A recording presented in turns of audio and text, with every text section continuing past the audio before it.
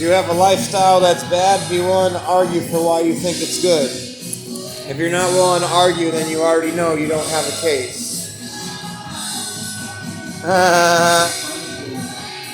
Hey, your case could be made out of cardboard, but it's still a case. Just for the laughs, right? Let's see what this has to offer up.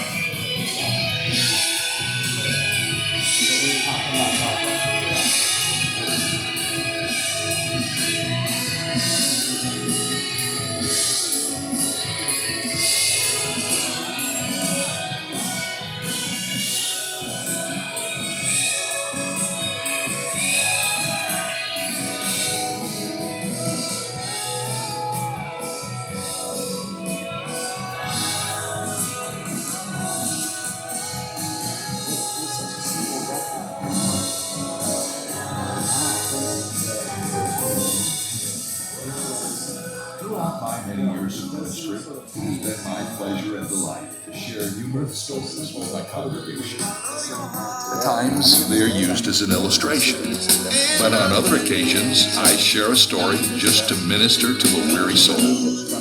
We really don't need a reason to laugh, do we? I mean, undoubtedly, there are times in our lives when we bear sorrows and trials, but there are also moments that make us laugh until tears begin to trail down our faces.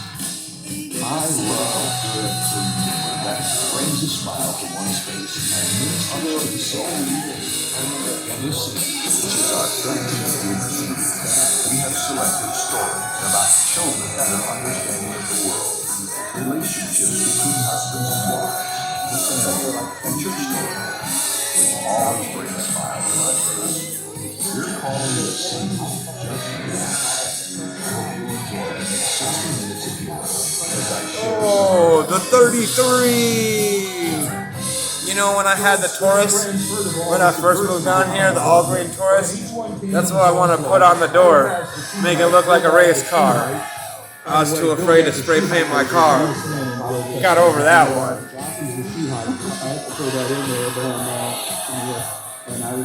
Hey, I saw an advertisement that showed a dude with a shaved head when I was younger, and I was like, holy crap, I wish I could have a shaved head, you know what I mean? And I'm like, I don't want to shave my head, I can't shave my head. And then I finally went bald, and then I was able to shave my head without a problem, and had a perfect excuse for it, so thank you.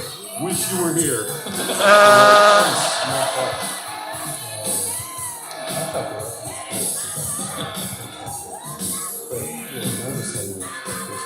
I read a story about a man who was scheduled to sing at a youth group meeting for high school students at his church. Before he left to go to the meeting, his 4-year-old little girl tugged at his sleeve and said, "Dad, where'd you go?" He said, well, I'm going to go sing for some kids at church, honey. She said, can I come too? Sure, he said. So the man took his daughter to the youth group meeting, and they arrived, and the little girl looked around at the high school kids. Some things are just for laughs. Don't take everything so serious. Why so serious? So cereal. Why so cereal? Oh, because the blue arrow is pointing down. Gotcha. She said, "Daddy, those are babysitters."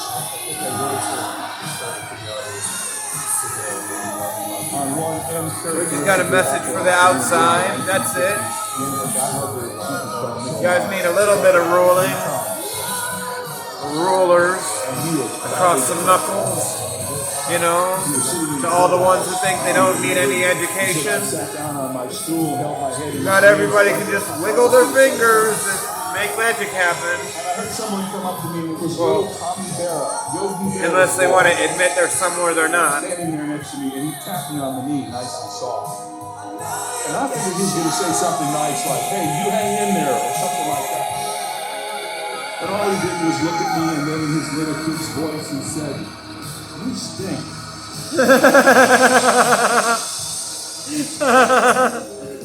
Now, I want to be very clear today. I don't want to die. I don't want to die. I'm doing everything I can to stay alive as long as I can stay alive. I don't want to die. but I'm not afraid to die. Anybody understand that? Yeah, I A do. little boy who was in class one Sunday, and the teacher was teaching on heaven, and she said to the class, how many of you want to go to heaven when you die? Everybody raised their hand, but this little boy sitting in the back row. So she went back to where he was and said, son, did you have a question? He said, yes.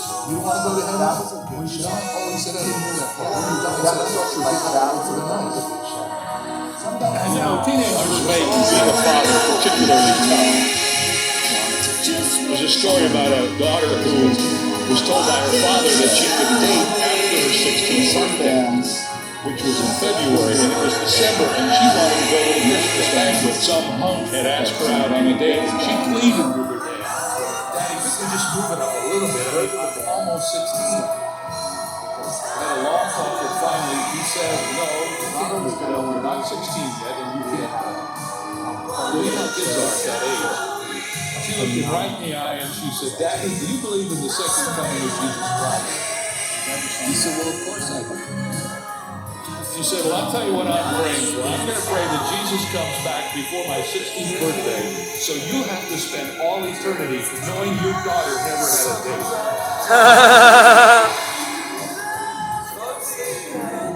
Here's a story about a father of 5 that came home with a new toy. And he summoned his children and asked which one of them should be given the present. He said, who is the most obedient? Who never talks back to mother and does everything he or she is told? There was a long silence, and then a chorus of voices said, you play with it, Daddy. He's the only one. I read a story about a CEO who had taken on a new job, and the outgoing CEO came to him and he said, sometimes, son, you're going to make wrong choices. I mean, you will mess up.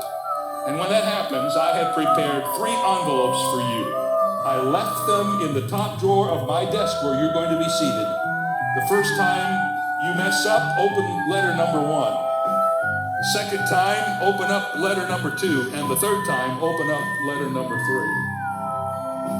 For the first few months, everything goes fine, and then the new CEO makes his first mistake.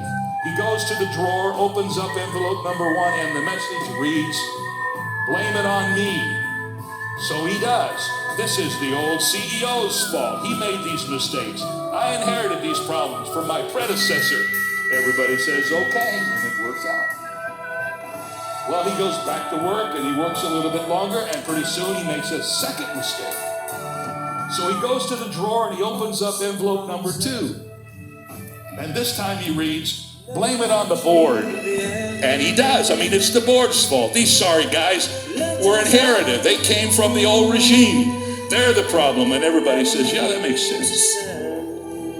And things go on for a while, okay, and then he makes his third big mistake, and he goes to the drawer and he opens up envelope number 3, and the message reads, prepare 3 envelopes. Here's how one young boy defined Father's Day. He said, it's just like Mother's Day, only you don't spend as much.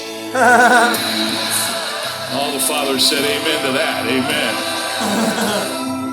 Here's what it's like to be a father. First, your kids call you Dada, then Daddy, then Dad, then they call you Collect. Now, the Ark of the Covenant that was in the tabernacle was a box that contained 3 items. First of all, the scripture tells us that one of the items in the box was a little bowl of manna. Do you know what manna is? No, you don't, and nobody else does either. Because do you know what the word manna means? The word manna means, what is it? That's what it means. I'm not making this up. When they got their manna from God every day, they must have looked at it and said, what is it? I wouldn't try that, man, when your wife brings out her newest dish. That's not the right message to get. Don't say, what is it? Just say manna, and she'll know. All right. You know, kids are always coming up with things. And if you're a Christian and you try to bring the Lord into stuff, sometimes it can backfire on you. I remember hearing a story about a little boy and his brother who were down at breakfast, and there had been one piece of chocolate cake that had been left over from the meal the night before, and they were having this fight over who was going to get the cake. And Their godly mother walked into the scenario that was happening, and she said, I'm sick and tired of you kids fighting. You don't act like Christians at all. Why don't you just act like you should act? Why don't you do what you think Jesus would do? And one of the boys said, well, I know what Jesus would do. He'd make more cake.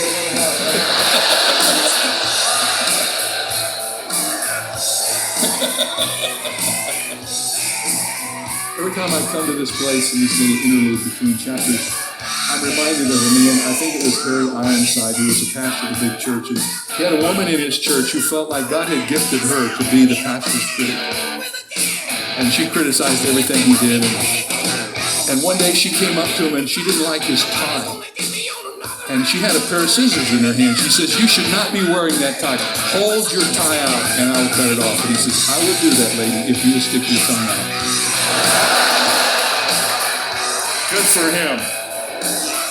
I read a story about a pastor and a deacon who made plans to do some visiting of the lost people in their neighborhood.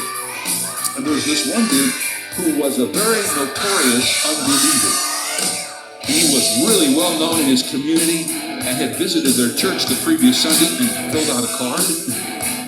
And so they decided to come and visit him. And they came by one night to talk with him about the good news of the gospel. They rode together in the same car, and when they arrived in this exclusive residential section, they wound their way around the long driveway which circled in front of his large, gorgeous home. The lawn was thick and manicured, and the landscaping was elegant, and the kids were playing in the driveway. And they could see into the backyard where there was a beautiful pool with a large splashing fountain. There were 3 luxurious cars sitting in the driveway, and tucked away in the fourth garage was a classic bright red Ferrari. Parking their car out front, both men could see the man of the house through the window of the study. He was sitting in his large, soft leather chair, laughing with his friends, munching on a handful of popcorn with a tall, icy beverage in the other hand. At that moment, the young deacon turned to his pastor and said, now, tell me again, what kind of good news do we have for this guy?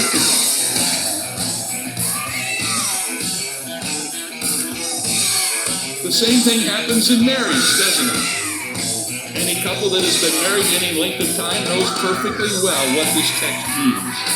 Like the southern lady who complained to her husband, John, what is wrong with you? Before we got married, you used to say that you loved me so much you could eat me up. John said, well, I guess I lost my appetite. That's what happens when you lose your first love. In fact, last we looked, the percentage of people who die on this earth is 100%. Reminds you, does it not, of those years ago when people tried to make fun of this? We always have little jokes we make about death because that way we don't have to think about it very seriously. You remember the never die jokes? Now, that takes you back a little ways. Old golfers never die, they just lose their drive. Old college presidents never die, they just lose their faculties. Old bankers never die, they just lose their interest. Old basketball players never die, they just go on dribbling. I like that one. Old skiers never die, they just go downhill. Old doctors never die, they just lose their patience. Old sailors never die, they just get a little dinghy. I don't know what's that all about. And here's one for me. Old ministers never die, they just go out to pastor. There's something wrong with that one, but that's there. Now I have to stop here and give you a little sidebar about this because you may not get the awesome nature of such an invitation.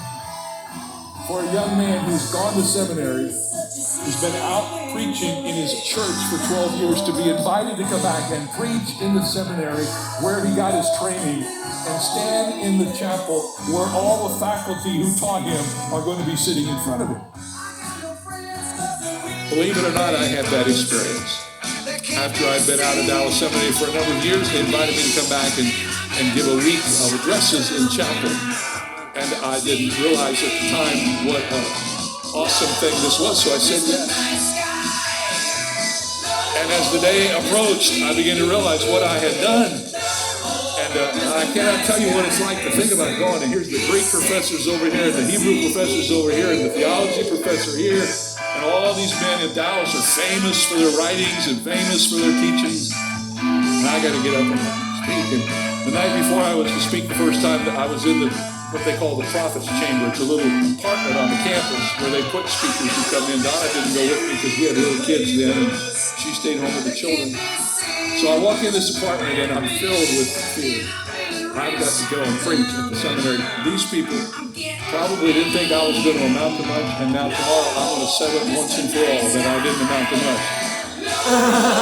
And believe it or not, folks, that night I was really nervous, and I went into the restroom and I inadvertently opened up the medicine cabinet, and the medicine cabinet was loaded from top to bottom with Alka-Seltzer.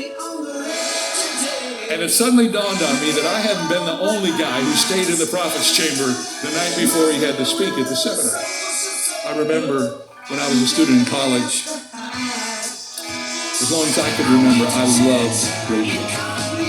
And some of you will remember this. When I was growing up, we used to have a little thing called Allied kits and Heath kits.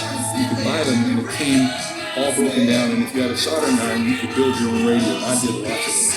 My mother used to tell me, she used to say, David, if you don't get those wires out of your room, you're going to electrocute all this. So, and I had wires everywhere, and I was really into electronics. And then as I got a little bit older, I got into the programming part of it. And when I was a student in college, I got involved with 2 radio stations. We built the campus station on campus of Cedarville College, which is now the CDR network. And then I was an afternoon announcer on WEEC in Springfield, Ohio. I was a disc jockey. I played music, I gave the weather, I did the news, I put the tapes on of all the taped programs, and I loved it. It was kind of hard when you were a student, and one night I fell asleep on the watch and let a record go click, click, click, click, click.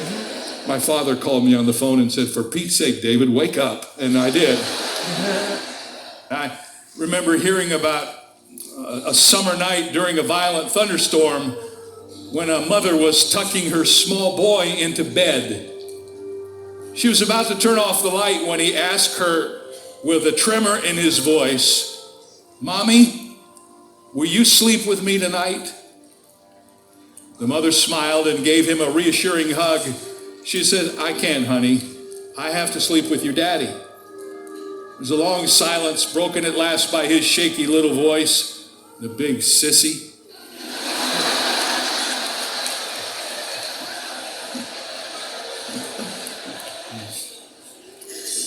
A mother was trying hard to get the ketchup to come out of the bottle of ketchup. During her struggle with this, the phone rang and she asked her 4-year-old daughter to answer the phone.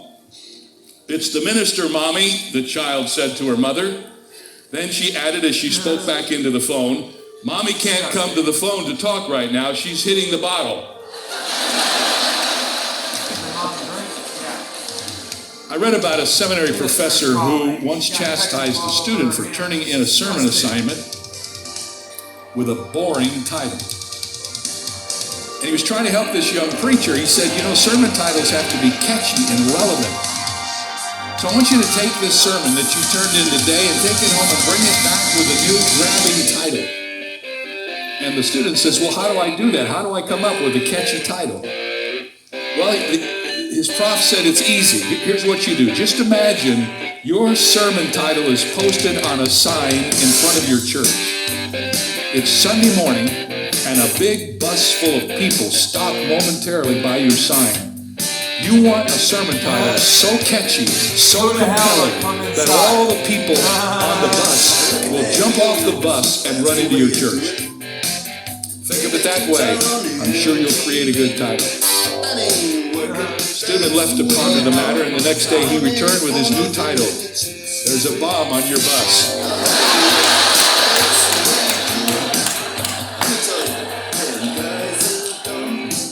I was a little nervous about coming back because I had this surgery and I can get around fine, I can walk, but I had not stood up for 30 minutes and I didn't know if I could do it.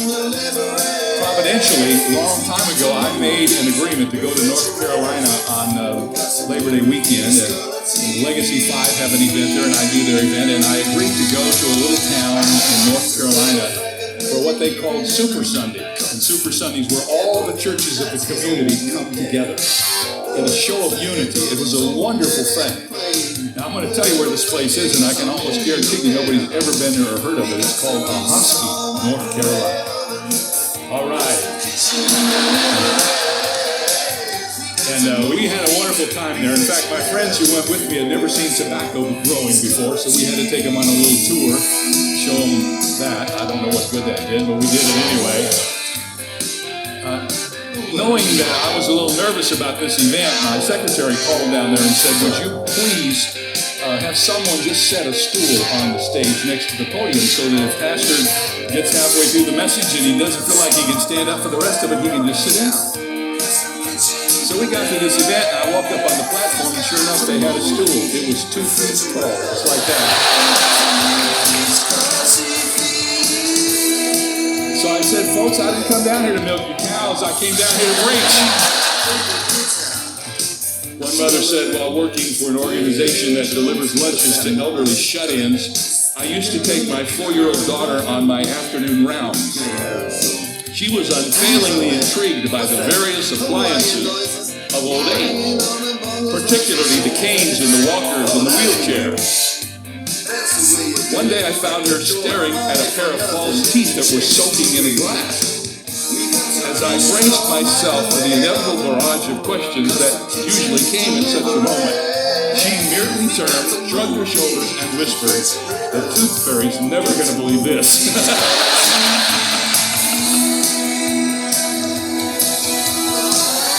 Got a minute, she said, as her son answered her knock.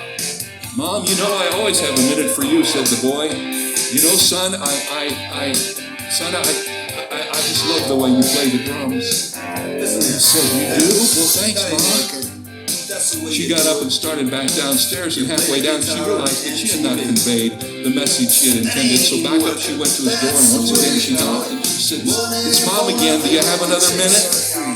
He said, "Mom, I told you before, I always have a minute for you." She walked over and sat on the bed. She said, "When I was here before, I had something I wanted to tell you.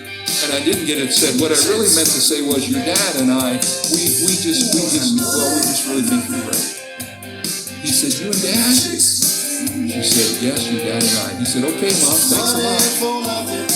And she left, and she was once again halfway down the stairs when she realized she'd gotten closer to what she was going to say, but she still hadn't told the boy what she wanted to say to him.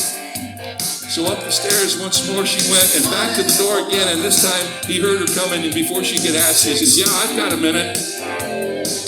And she sat down on the bed once more, and she said, "You know, son, I've tried this twice now, and haven't gotten it out. What I really came up here to tell you is this: I love you. I love you with all my heart. Not Dad and I love you. I love you.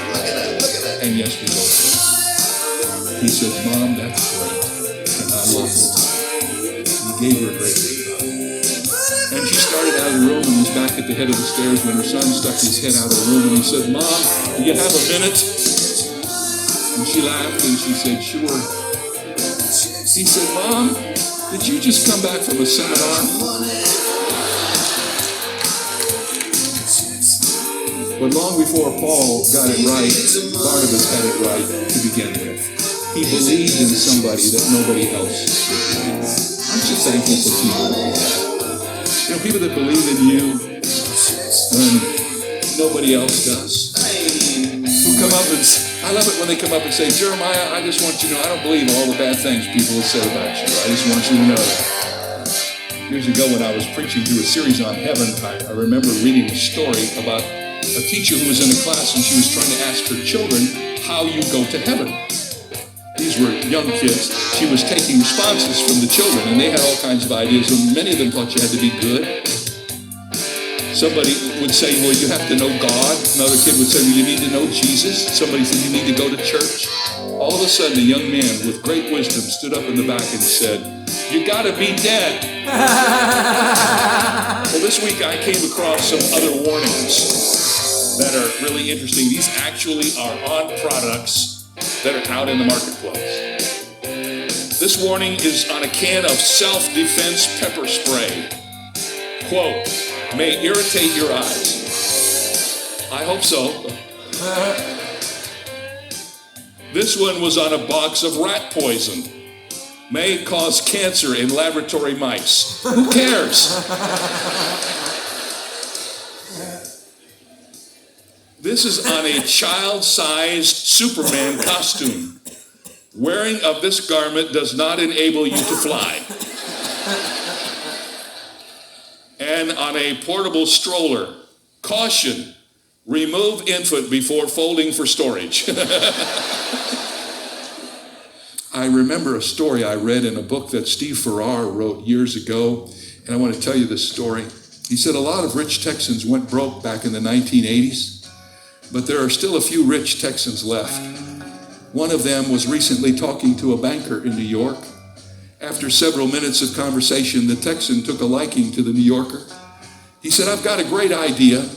Why don't I send my jet up to New York this weekend to pick you up with your wife, and we'd like to have you join us at our son's ranch outside of Austin. Now, he's got 100,000 acres of land stocked with quarter horses, purebred cattle, and exotic game. I'm real proud of the boy. He's earned it all by himself. Sounds like your son's been very successful for a young man, replied the banker. Just out of curiosity, how old is he? He's 8, replied the Texan. 8, said the shocked banker. How on earth did an 8-year-old boy earn enough money to buy a ranch like that?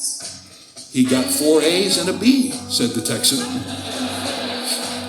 Now that's affirmation. That's encouraging your kids. If you want to read about Paul's problems in one central place, there are several lists, but the best one is 2 Corinthians chapter 11. There you will see all the things that happened to Paul. Now this is a special passage to me because one of the most difficult times of my life, somebody tried to use this passage to help me. I was in the Mayo Clinic every day getting cards from people all over the world, mostly from the congregation here at Shadow Mountain. And my wife would bring my cards into me as soon as I was up and around, and I would start going through them from the top to the bottom. And one day she brought me a stack of cards, and on the top was the strangest get well card I've ever seen in my life. On the front of the card were the words of 2 Corinthians chapter 11. It spoke of Paul being in peril, being in storms, being beaten, being jailed, being thrown out of cities. All the list of all the bad things that happened to Paul on the front of this get well card. And I'm thinking, who is this sorry person with such a twisted sense of humor to send me such a card? And I went back and read through all those things again. Then I opened the card. You know what the card said on the inside? So how you been? That was the card. It's the best card I got through the whole time because I realized Paul was in a lot worse shape than I was. And yet, he was thankful. You may have heard the story about the woman who came to her pastor.